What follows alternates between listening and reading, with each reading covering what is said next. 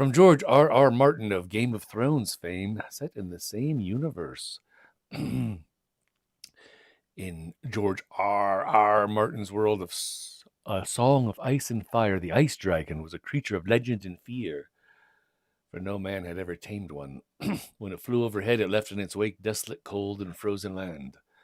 But Adara was not afraid, for Adara was a winter child, born during the worst freeze that anyone, even the old ones, could remember.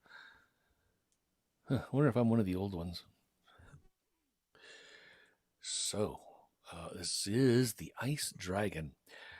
It's a beautiful illustrations, which are playing on the little screen here in both worlds. I'm not sure the screen here does them justice, but it's amazing illustration in this book by Luis Ruvo. If you're into animated stuff at all, you've probably heard of him because he's just an amazing artist. He does really beautiful fantasy stuff. He does some, risque, mature things also. But he's very talented. If you get a chance to look at the book ever in real life, you might enjoy seeing the pictures, or you can just watch the screen flip here in our storytelling venue. Anyway, was I saying we're going to start with the story? Yeah, here it goes. The story. Yeah. Adara liked the winter best of all. For when the world grew cold, the ice dragon came. She was never quite sure whether it was the cold that brought the ice dragon or the ice dragon that brought the cold. That was the sort of question that often troubled her brother Jeff, who was 2 years older than her and insatiably curious. But Adara did not care about such things. As long as the cold and the snow and the ice dragon all arrived on schedule, Adara was happy. She always knew when they were due because of her birthday. Adara was a winter child, born during the worst freeze anyone could remember. Even old Laura, who lived on the next farm, remembered things that had happened before anyone else was born. People still talked about that freeze. Adara often heard them. They talked about other things as well. They said it was the chill of that terrible, terrible freeze that had killed Adara's mother, stealing in during her long night of labor past the great fire that Adara's father had built and creeping under the layers of blankets that covered the birthing bed. And they said that the cold had entered Adara in the womb, that her skin had been pale blue and icy to the touch when she came forth, and that she had never warmed in all the years since. And the winter had touched Adara, left its mark upon her, and made her its own. It was true that Adara was always a child apart. She was a very serious little girl who seldom cared to play with the others. Well, she was beautiful, people said, but a strange, distant sort of way, with her pale skin and blonde hair and wide, clear blue eyes. She smiled, but not often. No one had ever seen Adara cry. Once when she was 5, she had stepped upon a nail embedded in a board that lay concealed beneath a snowbank and had gone clear through her foot. But Adara had not wept or screamed even then. She had pulled her foot loose and walked back to the house, leaving a trail of blood in the snow. And when she had gotten there, she had said only, "Father, I hurt myself." The sulks and tempers and tears of ordinary childhood were not for her. Even her family knew that Adara was different. Her father was a huge, gruff bear of a man who had little use for people in general, but a smile always broke across his face when Jeff pestered him with questions. He was full of hugs and laughter for Terry, Adara's older sister, who was golden and freckled and flirted shamelessly with all the local boys. Every so often, her father would hug Adara as well, but only during the long winters, and there'd be no smiles then. Her father would only wrap his arms around her, pull her small body tight against him with all his massive strength, sob deep into his chest, so fat, wet tears would run down his ruddy cheeks. He never hugged Adara at all during the summers. During the summers, her father was always too busy.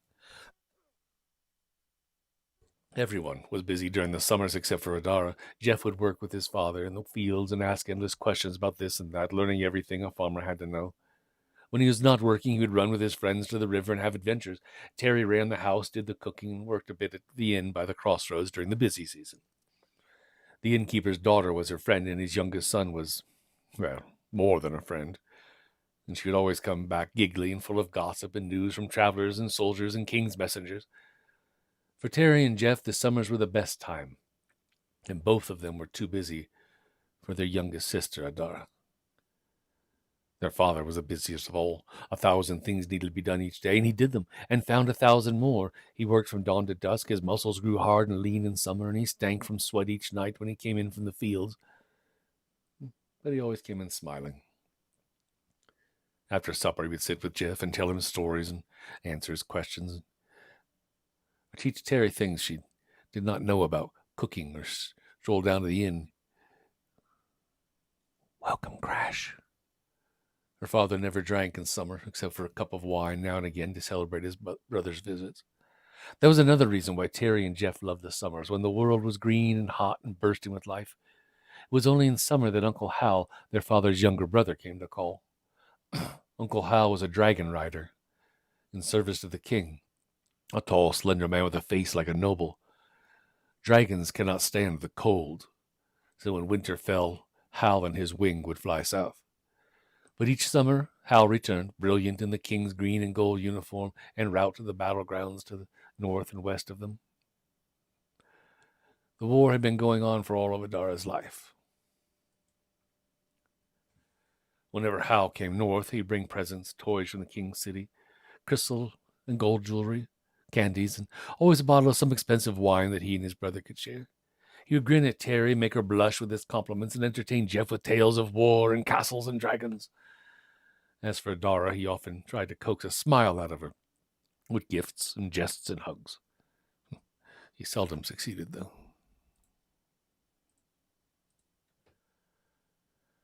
For all his good nature, Adara did not like Hal. When Hal was there, it meant the winter was far away. Besides, there had been a night when she was only 4 years old, and they thought her long asleep, that Adara had overheard them talking with wine.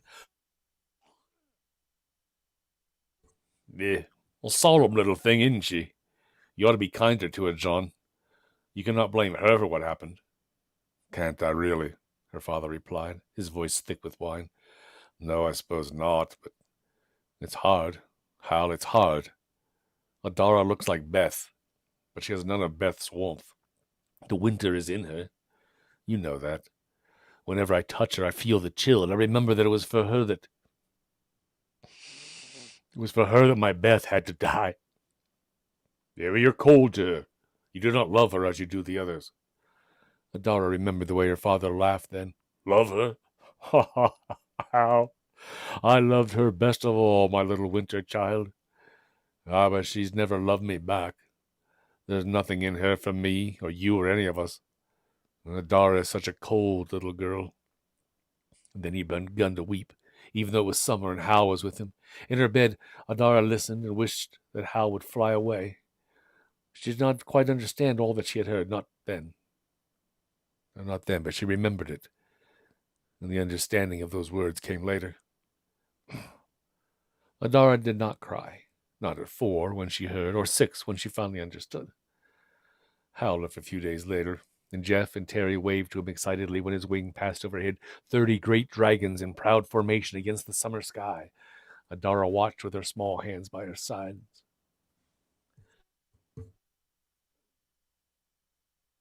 Chapter 2, Secrets in the Snow. Adara's smiles were a secret store, and she spent them only in winter. She could hardly wait for her birthday to come, and with it the cold. For winter, Adara was a special child. She had known it since she was very little, playing with the others in the snow. The cold never bothered her the way it did Jeff and Terry and their friends. Often, little Adara stayed outside, alone for hours after the others had fled in search of warmth, or run off to eat old Laura's, to have hot vegetable soup she liked to make for the children. Adara would find a secret place in the far corner of the fields, a different place each winter. And there she'd build a tall white castle, patting the snow in place with small bare hands, shaping it into towers and battlements like those Hal often talked about in the king's castles in the city. She would snap icicles off from the lower branches of trees and use them for spires and spikes and guard posts, ranging them all about her castle. And often in the dead of winter would come a brief thaw and a sudden freeze, and overnight her snow castle would turn to ice, as hard and strong as she imagined real castles to be. All through the winters she would build on her castle, and no one ever knew. But always, always the spring would come, and a thaw, not followed by a freeze, and then all the ramparts and walls would melt away, and Adara would begin to count the days until her birthday came.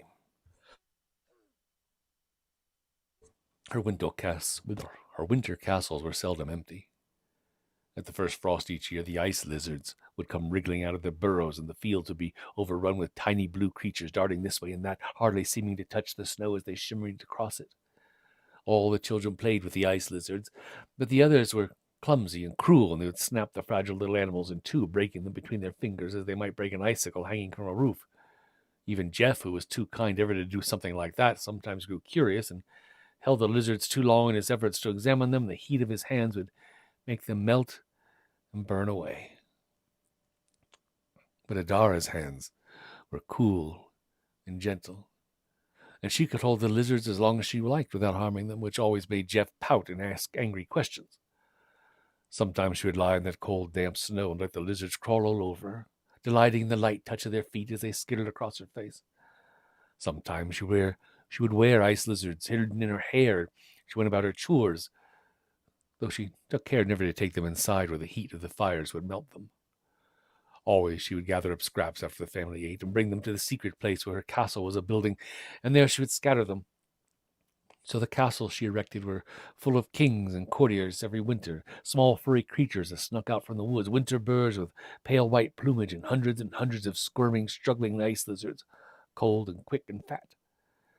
Adara liked the ice lizards better than any of the pets the family had kept over the years.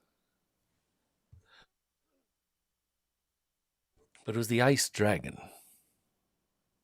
that Adara loved best. She did not know when she had first seen it. It seemed to her that the ice dragon had always been a part of her life, a vision glimpsed during the deep of winter, sweeping across the frigid sky on wings serene and blue. Yeah, ice dragons were rare, even in those days. And whenever it was seen, the children would all point in wonder, while the old folks muttered and shook their heads. It was a sign of a long and bitter winter when ice dragons were abroad in the land. An ice dragon had been seen flying across the face of the moon on the night that Adara had been born, people said, and each winter since it had been seen again. And those winters had been very bad indeed, the spring coming later each year. And so the people would set fires and pray and hope to keep the ice dragon away, and Adara would fill with fear. But it never worked. Every year the ice dragon returned. Adara knew it came for her. The ice dragon was large, half again the size of the scaled green war dragons that Hal and his fellows flew. Adara had heard legends of wild dragons larger than mountains, but she'd never seen any. Hal's dragon was big enough, to be sure, 5 times the size of a horse at least, but it was small compared to the ice dragon, and ugly besides. The ice dragon was crystalline white, that shade of white that is so hard and cold that it's almost blue. It was covered with hoarfrost, so when it moved, its skin broke and crackled as the crust on the snow crackles beneath a man's boots, and flakes of rime fell off. Its eyes were clear and deep and icy. Its wings were vast and bat-like, covered all a faint translucent blue. Adara could see the clouds through them, and sometimes the moon and the stars, and the beast wheeled in frozen circles through the skies. Its teeth were icicles, a triple row of them, jagged spears of unequal length, white against its deep blue maw. When the ice dragon beat its wings, the cold winds blew, and the snow swirled and scurried, and the world seemed to shrink and shiver. Sometimes when a door flew open in the cold of winter, driven by a sudden gust of wind, the householder would run to bolt it and say, "An ice dragon flies nearby tonight." And when the ice dragon opened its great mouth and exhaled, it was not fire that came streaming out, no. Not fire, the burning sulphurous stink of lesser dragons, no. The ice dragon breathed cold. Ice formed when it breathed. Warmth fled.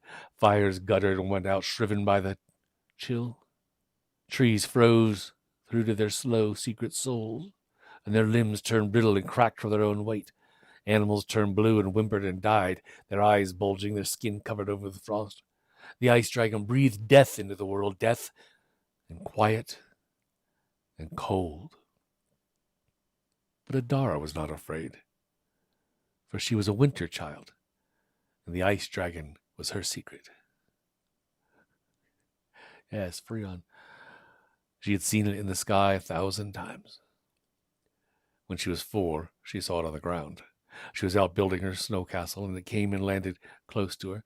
In the emptiness of the snow-covered fields, all the ice lizards ran away. Adara simply stood. The ice dragon looked at her for 10 long heartbeats before it took the air again. The wind shrieked around her and through her as it beat its wings to rise, but Adara felt strangely exalted.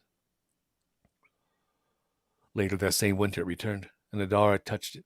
Its skin was very cold. She took off her glove nonetheless. It would not be right otherwise. She was half afraid it would burn and melt at her touch, but it did not. It was much more sensitive to heat than even the ice lizards, Adara knew somehow, but she was special. The winter child. Cool. She stroked it and finally gave its wing a kiss that hurt her lips. That was the winter of Adara's 4th birthday, the year she touched the ice dragon.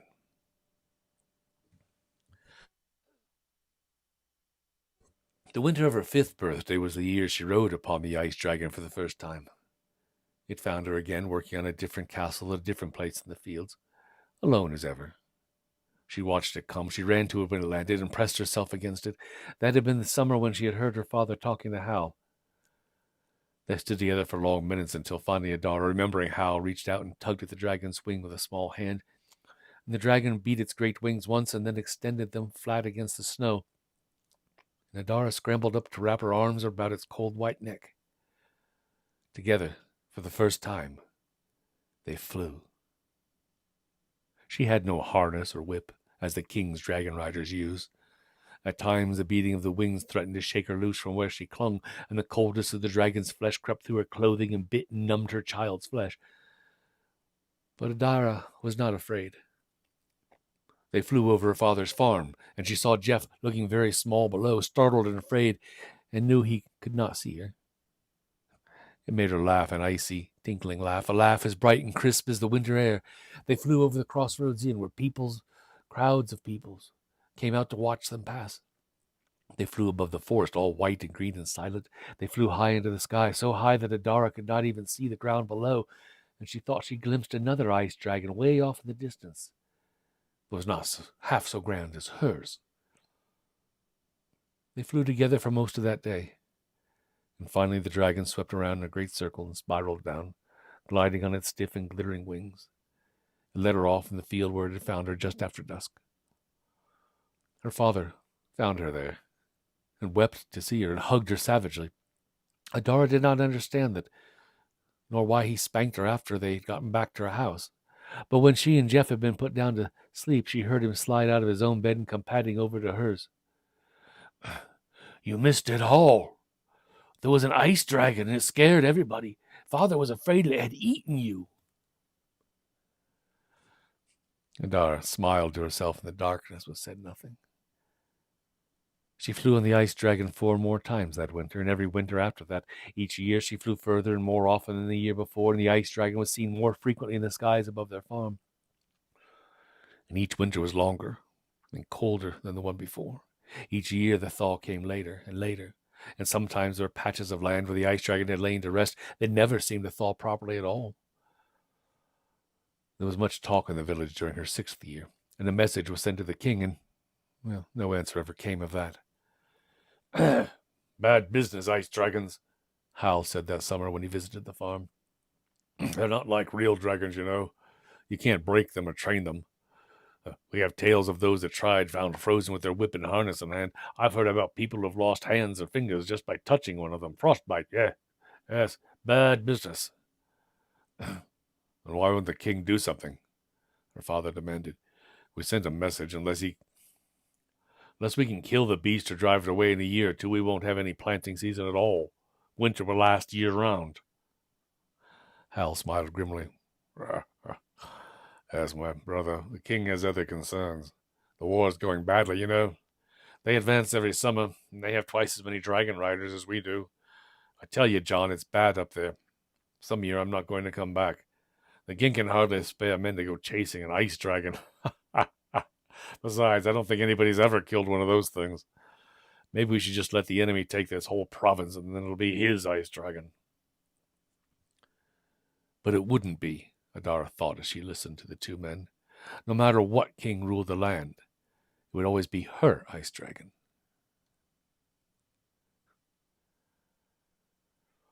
Hal departed, and summer waxed and waned. Adara counted the days until her birthday. Hal passed through again before the first chill, taking his ugly dragon south for the winter. His wings seemed smaller when it came flying over the forest that fall, though, and his visit was briefer than usual and ended with a loud quarrel between him and her father. They won't move during the winter, Hal said. The winter terrain's too treacherous, and they won't risk it. Advance without dragon riders to cover them from above. But come spring, we aren't going to be able to hold them, John. The king may not even try. Sell the farm now, you hear me? Sell it while you can still get a good price. You can buy another piece of land in the south. Huh. No, this is my land, her father said. I was born here. You too, Hal. You seem to have forgotten it. Our parents are buried here, and Beth too. I want to lie beside Beth when I go, Hal. Not some foreign place in the south. Well, you go a lot sooner than you'd like if you don't listen to me, Hal said angrily. Don't be stupid, John. I know what the land means to you, but it isn't worth your life. He went on and on, but her father would not be moved. The end of the evening, swearing at each other, and Hal left in the dead of night, slamming the door behind him as he went. Adara, listening, had made a decision. It did not matter what her father did or did not do. She would stay. If she moved, the ice dragon would not know where to find her when winter came. If she went too far south, it would never be able to come to her at all.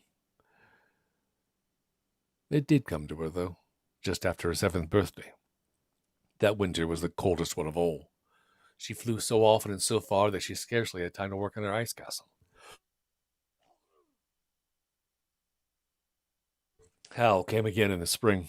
There were only a dozen dragons in his wing, and he brought no presents that year. He and her father argued once again. Hal raged and pleaded and threatened, but her father was stone. Finally, Hal had left off to the battlefields. That was the year the king's line broke. Up north near some town with a long name that Adara could not pronounce. Terry heard about it first. She returned from the inn one night, flushed and excited. A messenger came through on his way to the king. The enemy has won some big battle or something. He's to ask for reinforcements. He said our army is retreating. Her father frowned. Worry lines creased his brow. Did he say anything of the king's dragon riders? Argument or no, Hal was family. I asked, Terry said. He said the dragon riders are the rear guard. They're supposed to raid and burn, delay the enemy while our army pulls back safely. Oh, I hope Uncle Hal is safe. Hal'll show him, Jeff said. Him and Brimstone will burn them all up.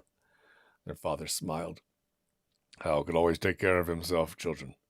At any rate, there's nothing we can do. Terry, if any more messengers come through, ask them how it goes. She nodded, her concern not quite covering her excitement. It was all quite thrilling. In the weeks that followed, the thrill wore off as people of the area began to comprehend the magnitude of the disaster. The King's Highway grew busier and busier, and all the traffic flowed from north to south, and all the travelers wore green and gold. At first, the soldiers marched in disciplined columns, led by officers wearing golden helmets, but even then, they were less than stirring. The columns marched wearily.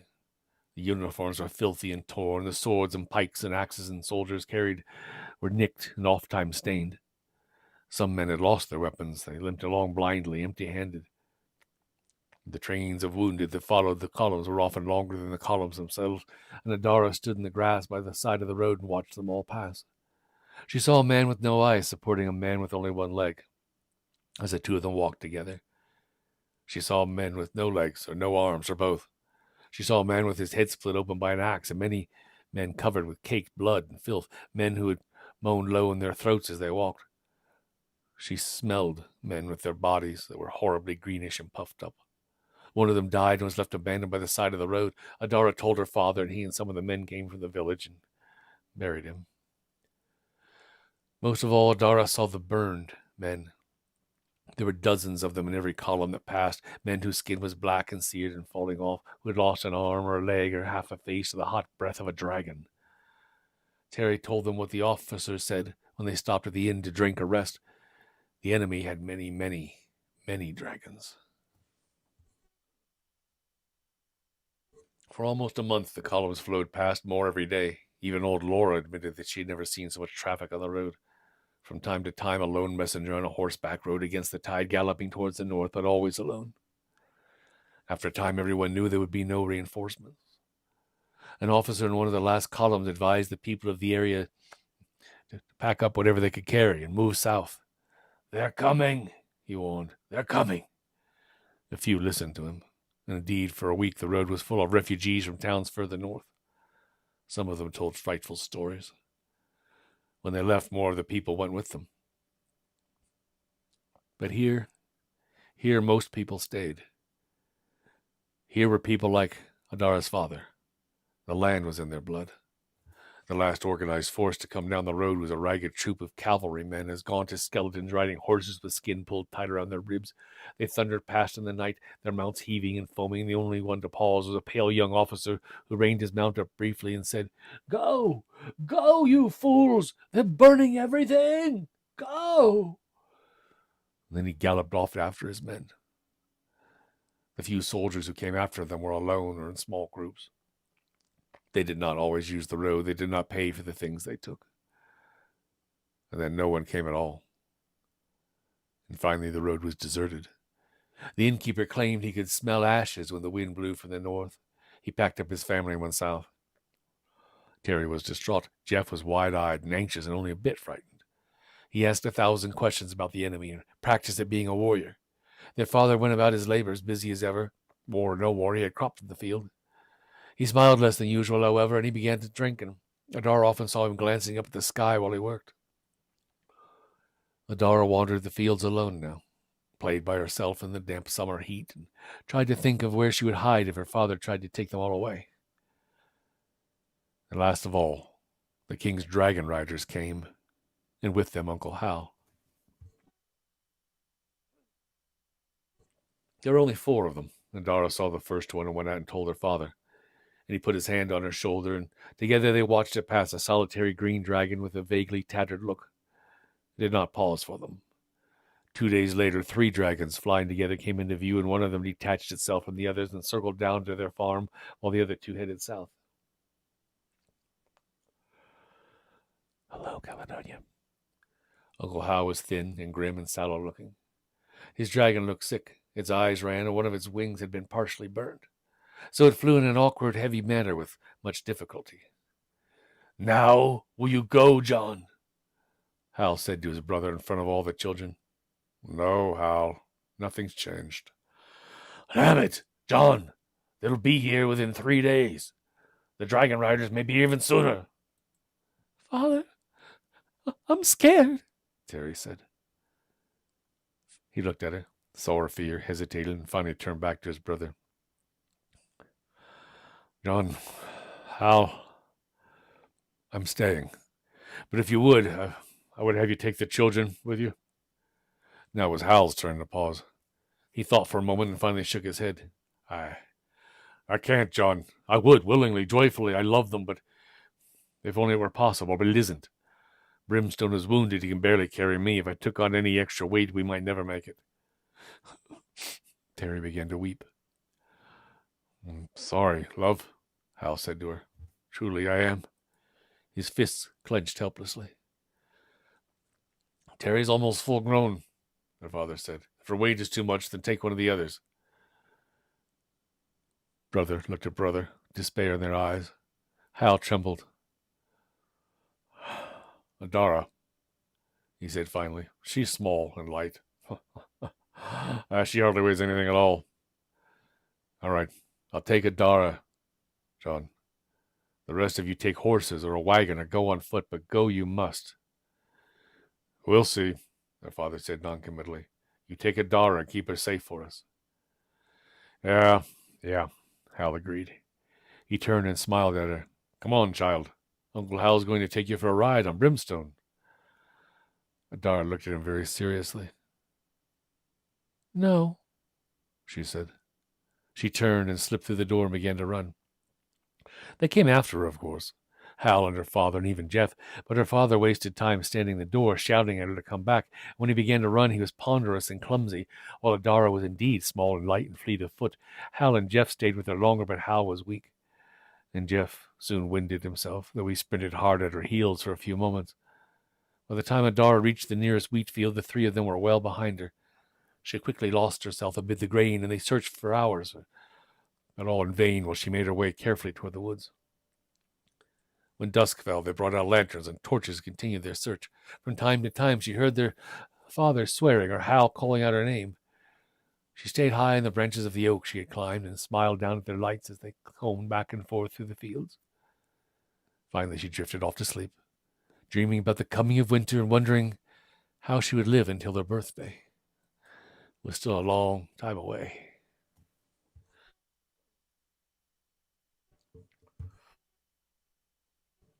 Dawn woke her. Dawn and a noise in the sky. Adara yawned and winked, and heard it again. She shinnied to the uppermost limb of the tree as high as it would bear and pushed aside the leaves. There were dragons in the sky. She'd never seen beasts quite like these, though. Their scales were dark and sooty, not green like the dragon Hal rode. One was a rust color, one was a shade of dried blood, and one was black as coal. All of them had eyes glowing like embers, and steam rose from their nostrils, and their tails flicked back and forth as their dark leathery wings beat the air. The rust-colored one opened its mouth and roared, and the forest shook to its challenge, and even the branch that held Adara trembled just a little. The black one made a noise, too. When it opened its maw, a spear of flame lanced out, all orange and blue, and touched the trees below. Leaves withered and blackened. Smoke began to rise from the dragons, where the dragon's breath had fallen. The one the color of blood flew close overhead, its wings creaking, straining, its mouth half open. Between its yellow teeth, Adara saw soot and cinders, and the wind stirred by its passage was fire and sandpaper, raw and chafing against her skin. She cringed. On the backs of the dragons rode men with whip and lance, in uniforms of black and orange, their faces hidden behind dark helmets. The one on the rust dragon gestured with his lance, pointing at the farm buildings across the fields. Adara looked. Hal came up to meet them.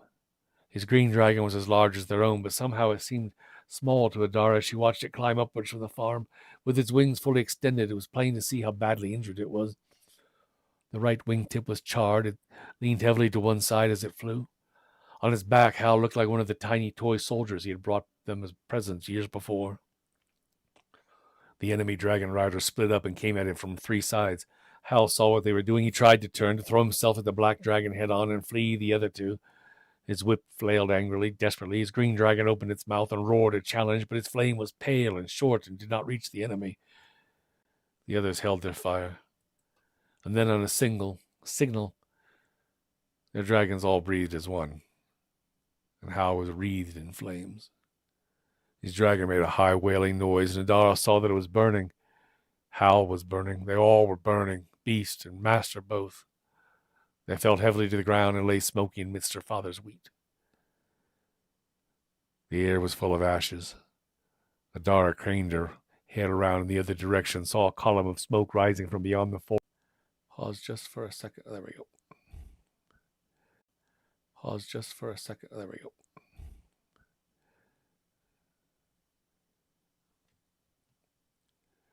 Sorry, we had a minor technical difficulty. Must have been the flaming dragons.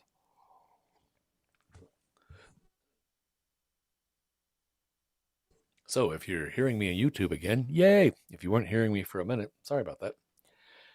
Anyway, when Adara looked back, the three dark dragons were circling lower and lower above her own farm. One by one they landed. She watched the first of the riders dismount and saunter towards their door.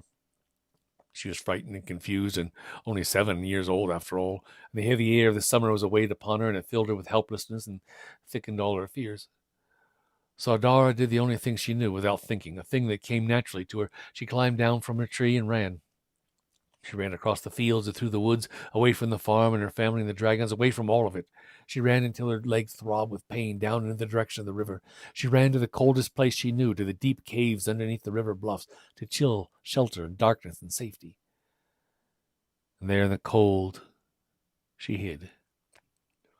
Adara was a winter child, and cold did not bother her. But still, as she hid, she trembled. Day turned into night, and Adara did not leave her cave. She tried to sleep, but her dreams were full of burning dragons. She made herself very small as she lay in the darkness and tried to count how many days remained until her birthday.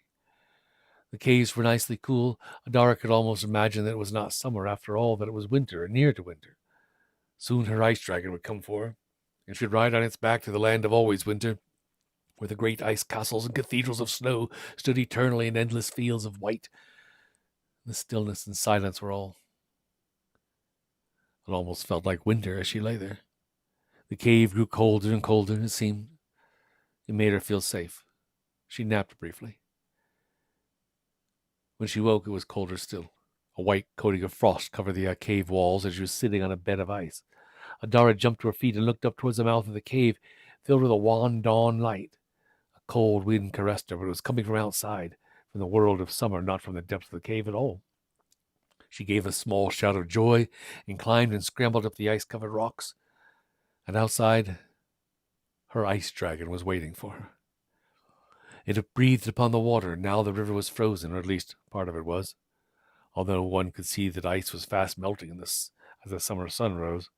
It had breathed upon the green grass that grew along the bank, grass as high as Adara, and now the tall blades were white and brittle. And when the ice dragon moved its wings, the grass crackled in half and tumbled, sheared as clean as if it had been cut down with a scythe. The dragon's eyes met Adara's, and she ran to it and whooped its wing and threw her arms about it. She knew she had to hurry. The ice dragon looked smaller than she had ever seen it, and she understood the heat of summer was doing to it. "Hurry, dragon! Take me away! Take me to the land of always winter! We'll never come back here, never! I'll build you the best castle of all, and I'll take care of you, and I'll ride you every day. Just take me away, dragon! Take me home with you!" The dragon heard Adara and understood. Its wide, translucent wings unfolded and beat the air, and bitter Arctic winds howled through the fields of summer. They rose, away from the cave, away from the river, above the forest, up and up. The ice dragon swung around to the north. Adara caught a glimpse of her father's farm. It was all very small and growing smaller. They turned their back to it and soared. Then a sound came to Adara's ears, an impossible sound, a sound that was too small and too far away for her to ever have heard it, especially above the beating of the ice dragon's wings, but she heard it nonetheless. She heard her father scream. Hot tears ran down her cheek where they fell upon the ice dragon's back. They burned small pock marks of the frost. Suddenly the cold beneath her hands was biting, and when she pulled one hand away, Adara saw the mark that it made upon the dragon's neck. She was scared, but still she clung. "Turn back! Oh, please, dragon, take me back!" She could not see the ice dragon's eyes, but she knew what they would look like. Its mouth plumed open, and another small blue-white plume issued, a long, cold streamer that hung in the air. It made no noise. Ice dragons are silent. But in her mind, Adara heard the wild keening of its grief. "Please," she whispered once more, "help me." Her voice was thin and small. The ice dragon turned. The three dark dragons were outside of the barn when Adara returned, feasting on the burned and blackened carcasses of her father's stock. One of the dragon riders was standing near them, leaning on his lance and prodding his dragon from time to time. He looked up when the cold gust of wind came shrieking across the field and shouted something and sprinted for the black dragon. The beast tore a last hunk of meat from her father's horse, swallowed, and rose reluctantly into the air. The rider flailed his whip. Adara saw the door of the farmhouse burst open. The other two riders rushed out and ran for their dragons. The black dragon roared. Its fire came blazing up at them. Adara felt the searing of heat, and a shudder went through the ice dragon as the flames played along its belly. Then it craned its long neck around and fixed its baleful empty eyes upon the enemy, and opened its frost-rimmed jaws. Out from among its icy teeth, its breath came streaming, and that breath was pale and cold. It touched the left wing of the coal-black dragon beneath them, and the dark beast gave a shrill cry of pain. And when it beats its wings again, the frost-covered wing broke in two. Dragon and dragon rider began to fall. The ice dragon breathed again. They were frozen and dead before they hit the ground. The rust-colored dragon was flying at them, and the dragon of the color of blood with his bare-chested rider. Adara's ears were filled with their angry roaring, and she could feel their hot breath around her and see the air shimmering with heat and smell the stink of sulfur. Two long swords of fire crossed in mid-air, but neither touched the ice dragon, though it shriveled in the heat, and water flew from it like rain when it beat its wings. The blood-colored dragon flew too close, and the breath of the ice dragon blasted the rider. His bare chest turned blue before Adara's eyes, and the moisture condensed on him in an instant, covering him with frost. He screamed and died and fell from his mount, though his harness remained behind, frozen to the neck of his dragon. The ice dragon closed on it, wings screaming the secret song of winter, and a blast of flame met a blast of cold. The ice dragon shuddered once again and twisted away, dripping. The other dragon died.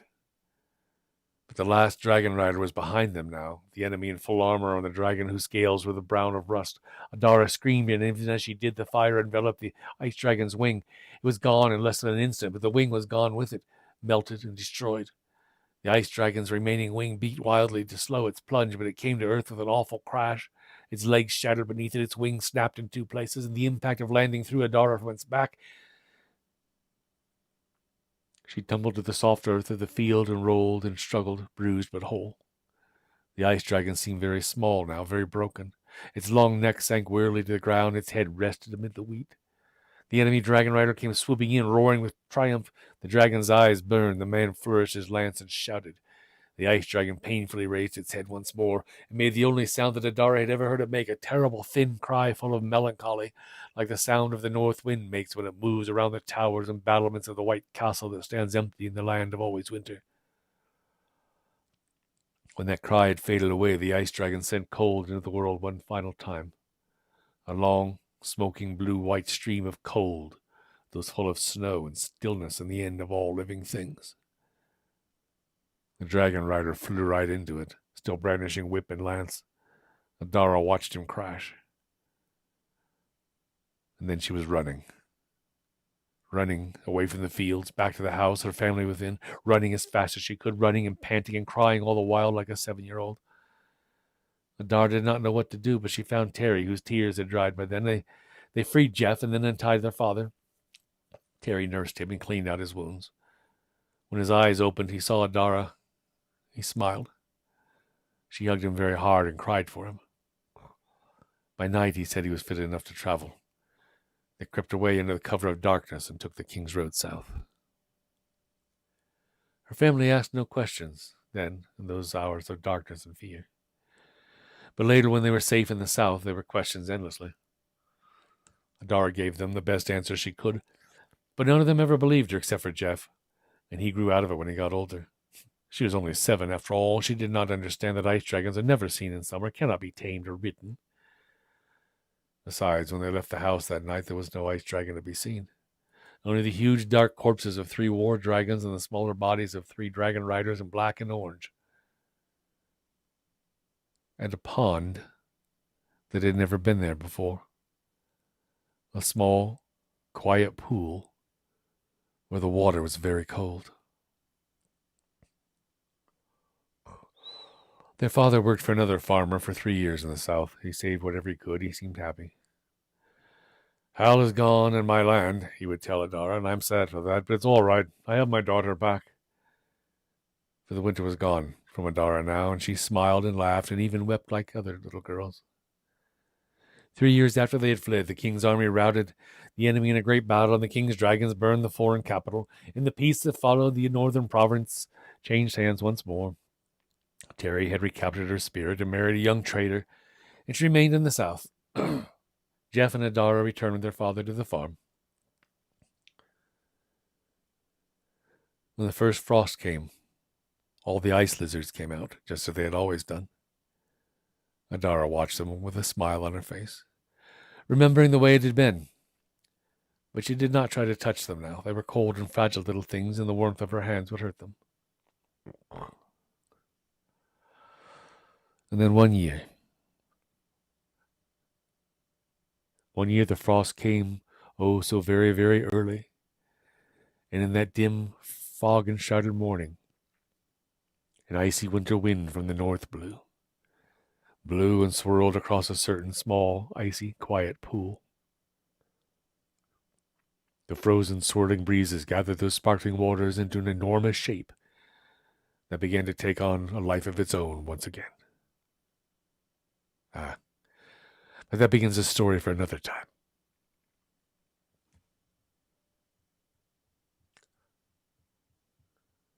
And so, welcome to winter, The Ice Dragon by George R.R. Martin.